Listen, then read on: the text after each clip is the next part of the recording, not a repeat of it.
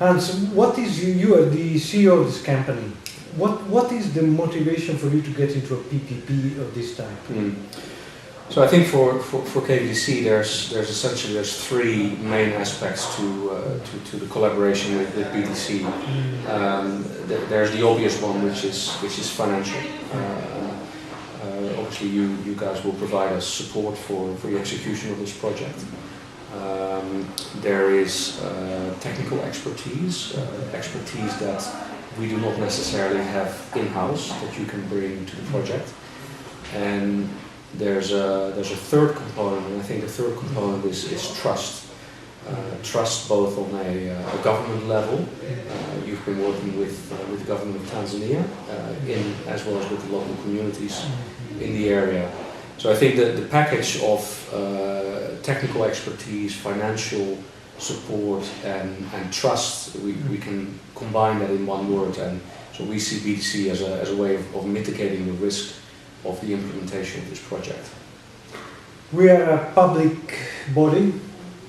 Do you have experience with other similar public institutions, and what advice can you share to ensure success in this type of partnership? We have a program going on with a Finnish supported program, which is called the Private Forestry Program, where we support small forest growers in our area. It's a program that's going on for 4 years now.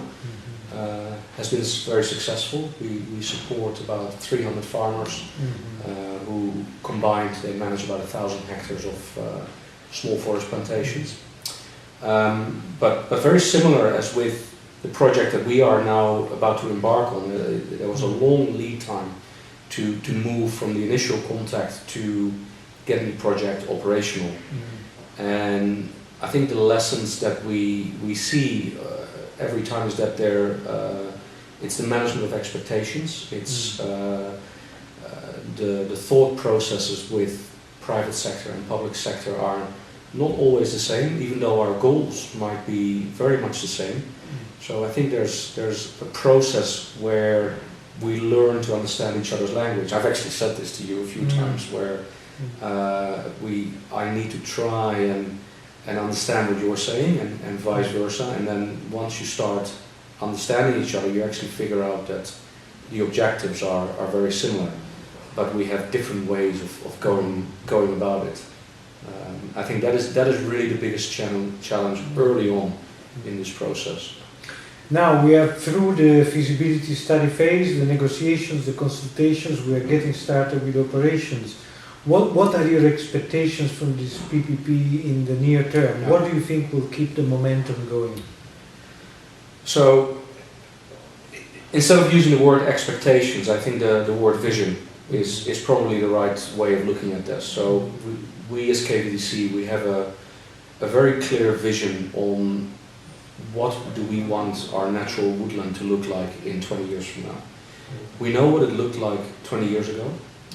We know what it looked like today, and we know if we keep on doing the same thing as we do now, which has been very successful historically, with the mounting pressures on natural resources, the management model of today is not applicable for the future anymore.